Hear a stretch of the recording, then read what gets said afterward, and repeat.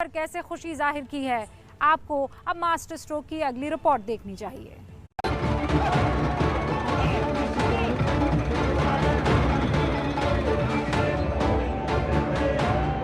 इन तस्वीरों को देखकर अगर सबसे ज्यादा किसी को खुशी मिल रही है तो वो है आम आदमी, क्योंकि करीब साल भर से लोगों को आने जाने में भारी परेशानी हो रही थी, अब उसे राहत मिलने वाली है।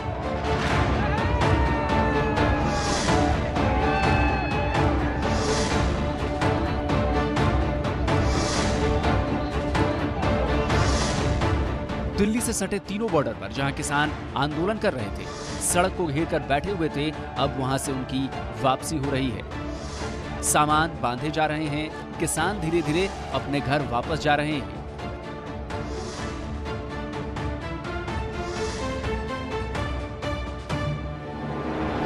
किसानों ने अपना सामान समेटना शुरू कर दिया है। 11 दिसंबर को किसान यहां से पंजाब की ओर वापस लौटेंगे। आप तस्वीरों के जरिए देख सकते हैं कि किसान जो इन्होंने पिछले 1 साल से घर तैयार किए थे, उनको अब उखाड़ने का, उनको अब समेटने का समय आ गया। तो तस्वीरें आप देख सकते हैं। बहुत छोड़ने को दिल तो नहीं कर रहा, लेकिन मजबूरी है, क्या करे, जाना पड़ेगा। जैसे एसकेएम की कॉल है उसके हिसाब से चलना पड़ेगा हमको। वैसे दिल तो कर नहीं रहा। देखिए आपने इतना अच्छा हमने घर बनाए हैं तो सेकंड होम लग रहा है। जैसे हमारा घर पे दिल लगता था वैसे ही जहाँ पे भी दिल लग रहा है। सामान समेटने में अभी कितने दिन और लगेंगे?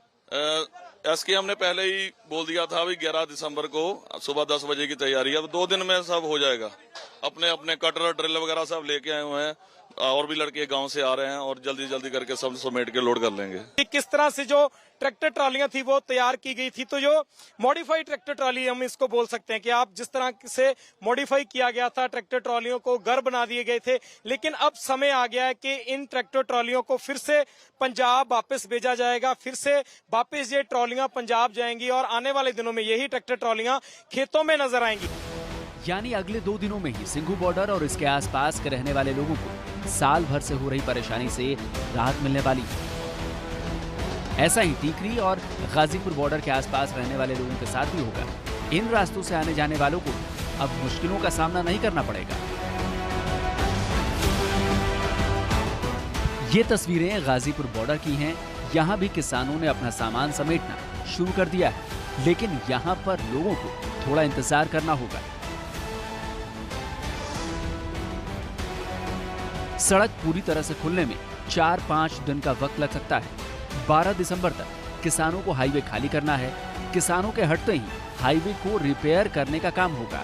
हाईवे की रिपेयरिंग में 2 से 3 दिन का वक्त लगेगा, तो 15 दिसंबर के बाद ही हाईवे पूरी तरह से चालू होगा। कल लंच के बाद से लोग जाना शुरू हो जाएंगे और परसों ज्यादातर लोग परसों जाएंगे, क्योंकि ये इसकी खुलाई होगी, बाइंडिंग होगी और उम्मीद है कि 15 तारीख तक मोर्चा खाली हो जाना चाहिए सब। 14 तारीख की रात को फिर हम यहीं आएंगे, यहीं रात को रुकेंगे जब तक बहुत लोग चले गए होंगे। ये समान उम्मीद है कि 3-4 दिन में सब ये खुल जाएगा और 15 तारीख को फिर गांव की तरफ जाए। लेकिन लोगों को परेशानी सिर्फ दिल्ली से सटे तीनों बॉर्डर पर नहीं थी, बल्कि पंजाब के अलग अलग हिस्सों में मौजूद टोल प्लाजा पर भी थी।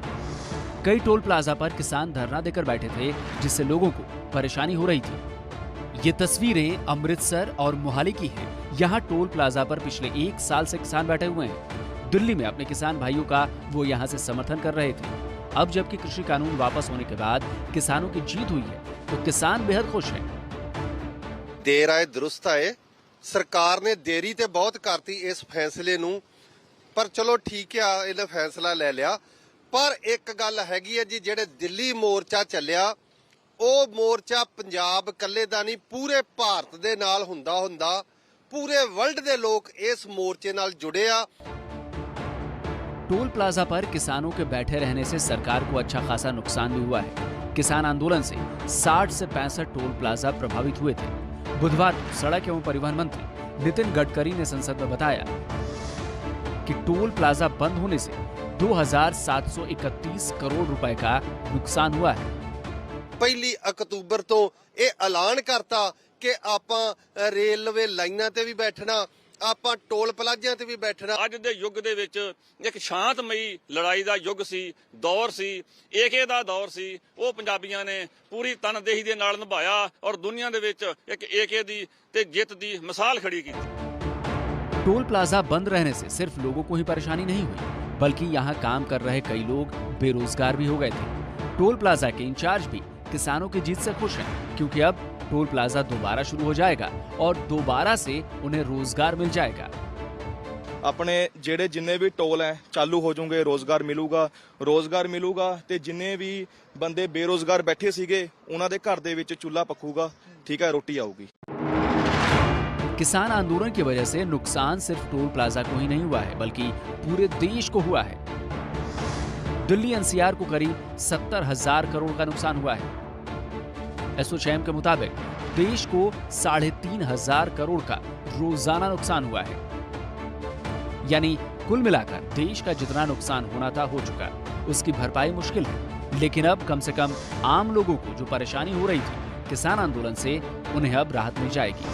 जिन्हें कई किलोमीटर घूमकर जाना पड़ता था, अब वो सीधे रास्ते से अपनी मंजिल तक पहुंच जाएंगे।